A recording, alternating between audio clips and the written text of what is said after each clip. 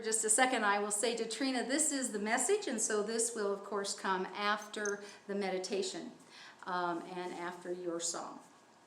Okay. So, I hope that that meditation has set you in a place of peace and ease, because that is our intention, and it is our divine knowing that we're one with the divine mind of God, and that is a place of peace. So it is my prayer that that is what you have found in this time so far. You know, we hear so much about speaking truth to power. And I was sitting with that one day. Actually, that's not true. I was sweeping the patio one day. And the thought dropped in. Shouldn't we be speaking power to truth? What if we did that? Because I got to tell you, the track record for speaking truth to power hasn't been very impressive. When we talk about truth to power, the Quakers actually came up with that term in 1955 because they are a people of peace. And they believed if they started to speak truth to the people that were in power, that we would see a significant change, and we would start making policy, and we would start doing things differently. And I'm not saying that they didn't make some impact. However, in today's environment, I invite you into breathing into the concept of speaking power into truth. What if we started to put our energy and our consciousness and our knowing into truth? What if we started realizing and claiming the power that we hold within as divine children of God to speak power into truth? What would it look like? What would it start to be on our planet? And I'm not just talking about in today's environment, although wouldn't it be a fine thing to imagine? But how do we know what is truth? How do we know that what we're speaking into is truth? Well, that's about a $2.3 billion question. That's how much has been spent in the first 15 months of this presidential election. Just in the first 15 months, $2.3 billion question it is. How do we know what is truth? And it's not just in the political arena that we have to ask that question. You would think with $2.3 billion we would have some sense of truth around where we are in our political environment, wouldn't you? I got to tell you, I'd want my money back if I'd spent $2.3 billion, because I don't know that people know truth in this environment right now. I don't know that I do.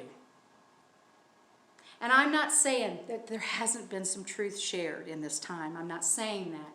But you know, Galileo had something similar to say about truth. He said, it's how it shifts. He said that when his theory that we in the church were not the center of the universe, he wasn't very popular, if you remember, they threw him in jail. He talked about truth, and he said this. When he offered up his explanation that in fact the sun was the center, he said, see now the power of truth? The same experiment, which at first glance seemed to show one thing, when more carefully examined, assures us of the contrary. And so the truths, even about the physical universe, are ever changing. We know that the universe is expanding. We know that there are billions of stars out there that are going out and coming in and going out and coming in, and some are headed for the planet, and the physical universe is ever changing. So even the things that we had held dear as truth about our physical universe proven to not be. When Galileo looked into the vast infinite space, could it be said with certainty that it couldn't have been a truth, whatever theory there was or is, because the vast and infinite are ever changing? Our universe physically is changing. Now that's not very helpful when we're trying to identify truth, because if nothing's stable, how do we get to a place of truth? How do we do that? So I'm offering you this. Try this on as you come into a place of deciphering truth. And this is from the Revealing Word, of course, written by one of our Unity co-founders, Charles Fillmore. In the Revealing Word, this is what he says about truth. Truth, of course, is not the same yesterday and today and yea forever. Truth gets to be permanent. It stays the same yesterday, today, and yea forever. If something shifts, if something changes, we have to stop and examine whether that was a truth or not. What seems new is but the unveiling of that which has always been. Now we're getting to what truth is. The never changing. Truth abides in fullness at the core of the very being of humans. What seems new is but the unveiling of that which has always been. That is truth. So let's look at some things that have long been held up as truth. We have even built democracies on these things that were called truth. And I remind you as we go through this list, as Galileo told us, the same experiment which at first glance seemed to show one thing, when more carefully examined, assures us of the contrary. Women are less than. Children are to be seen and not heard. African Americans, or anyone that doesn't look like me, are not equal. The mentally and physically differently abled are a burden to our society. These are things that should have, and that these are people, there are people that should have and people that are not eligible. These are things that we held as truths, but they're ever changing. And as Fillmore tells us, as we expand our consciousness, our awareness ever expanding, we then can start to discern and decipher the things that are permanent and real and true from those that are ever changing. As our consciousness expanded, we realized that our great country and the founders of it innately knew. They knew that those weren't truths, because what they said was, all men are created equal. And as our consciousness expanded, that expanded into all humankind is created equal. Now we're getting to truth. Now we realize with the expansion of our consciousness, we can let those thoughts go in so many others that we have held on to and believed, even if we weren't conscious of the fact that we were believing them. They have been integrated and have become a part of who we are by default. It is time to speak power into truth so that we can let those kind of things go and expand our consciousness so that we can open to the greater truth. And the greater truth is that we are all divine children of God.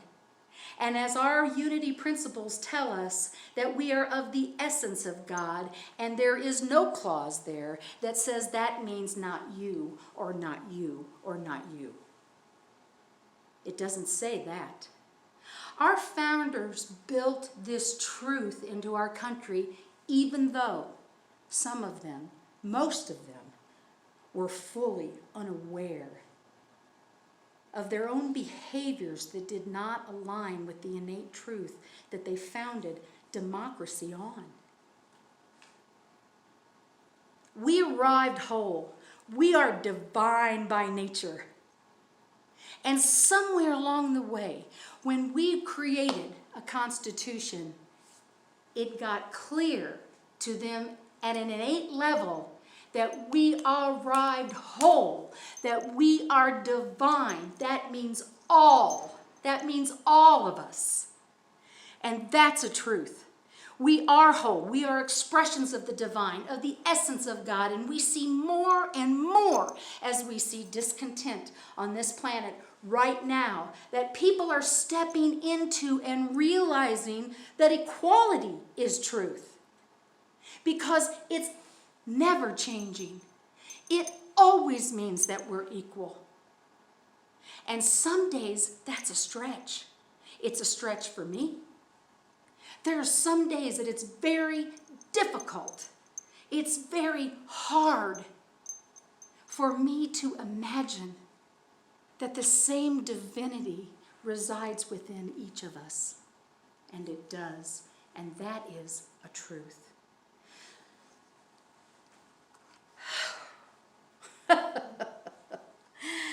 Okay. Now, that which has always been is a truth. Now, our expression of it has been a little questionable from time to time, not only in this country, but on the planet as a whole. And as with truth, truth is a process, and we are certainly feeling a lot of process these days. If you still struggle with trusting your innate wisdom in discerning the truth, as a fair and just-minded individual, if you find peace and the expression, the creed, or the proclamation does no harm, that's a truth. That's a truth for you. And if you still struggle, perhaps this will be helpful. Since we choose to see the world as a friendly place, as we are choosing that, right? We are choosing that, right? The world is a friendly place, and God is still greater than whatever is going on around us. Since we see the world as a friendly place, and based on experience, the universe is ever conspiring to bring us to our highest and greatest expression. So you can rest assured that if you find something that you believe is a truth, and that it is never changing for you, and that you can declare it with absolute surety, and you find out later on that maybe it wasn't as truth as you thought it was, it's okay. God's got your back. Because the universe is ever conspiring, will balance that out. And that, my friends, is what I believe is happening now. The universe is balancing out this awareness as we step into real truth and we start to speak power to that. So let's imagine for just a moment if each person were just on that concept, on that truth, that all humankind is created equal and shall be treated accordingly. What if, as we're seeing now, what if we started to speak power to that which is unchanging? Truth, because we are the essence of God made in the image and likeness. Perhaps something we will start to find is courage, where we start to speak the truth even if our voices shake, even if it's scary, even if it means someone that we hold dear and that we love is in disagreement with us and we with them. Because we know it is truth, and even when our voices shake, we can still move through it. We can still claim that essence of God within ourselves and within them. And so if we're going to speak power into truth, what is power? We're talking about power, the power to overturn, the power to overrun, the power to win, the power to be bigger and stronger than you. No, folks, That's force.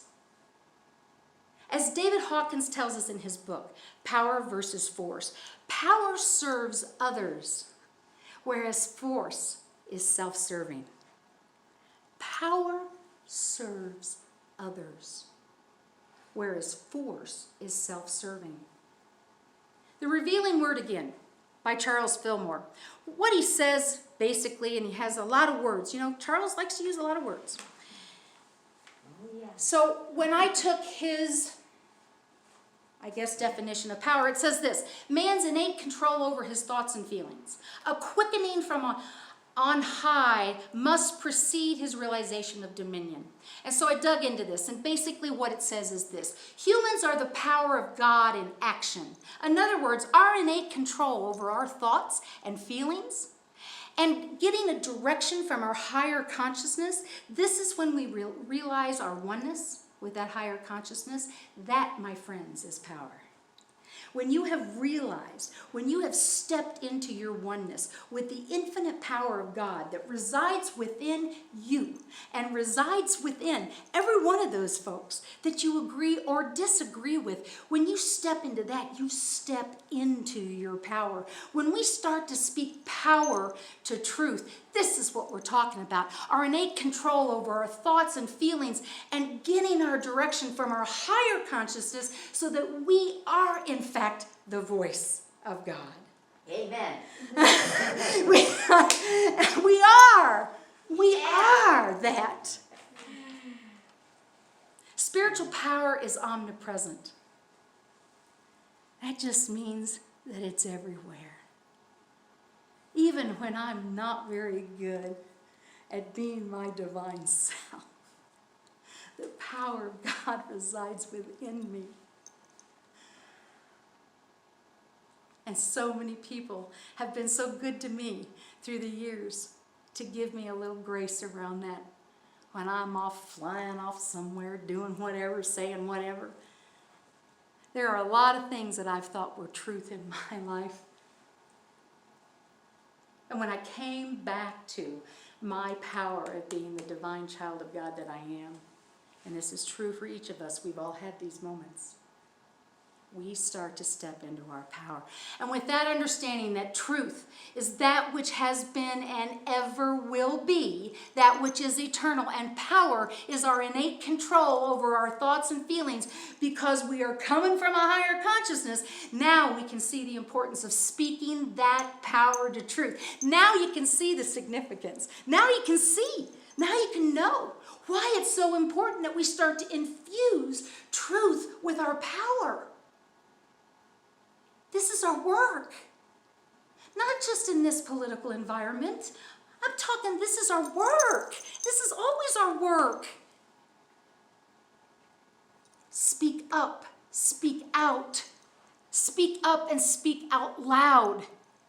And if it comes in the form of donating a bag of canned goods for the Flagstaff Family Food Center, then that's your voice that day.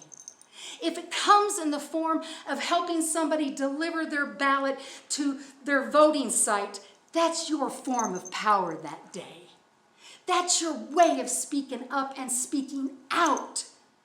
Now you're speaking power into the truth that everyone is equal, all humankind is equal, and they deserve to be treated accordingly. This is how we speak power into truth. This is when our truth becomes activated. This is when we start to be who God has invited us into. Because until we claim our power, we're just talking about it. We're just talking about it. Power is when we step in. And I don't mean force. The power of knowing that the God expression is moving through you. And where else would you want to put that kind of strength but toward the truth? What better place?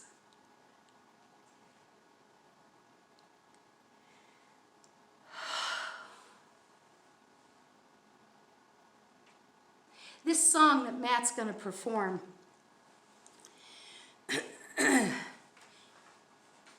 it was my honor. It was my honor to get to be in this process. And I'm going to just say it out loud. This song was written by Matt, and I just kind of was probably an irritant that moved him along. But I will say it out loud. It was driven by an amazing example of speaking power to truth, and that was Ruth Bader Ginsburg. She was the perfect example of somebody that walked through hardship and took a lot of hits in order to continue to speak truth and in order to speak her power into truth. This is not a political statement. This is an amazing human being that if you want an example, take a look at her life. I don't care where you sit on election day. I don't care. The point is, look for the folks in this world that truly speak power into truth. Look for them. And as it says in this song, just like any other girl. Really? Just like any other girl? Just like any other girl, or just like any one of us? That's what this is about. Speak power to truth. And as I've been reminding you each week, the world needs you. The world needs you to speak power into truth. We will heal the ills of our souls, of our land, of our practices. We will heal it when we speak our power into truth. I thank you because you are powerful, amazing individuals. We got this. We got this. God is here. We are the expression of that. And just like any other girl, just like any other boy, just like any other, whatever gender you choose, you are that power. And truth is yours to speak into. Shout it out and shout it out. Speak it out. Shout it out. Show up. Thank you. Namaste.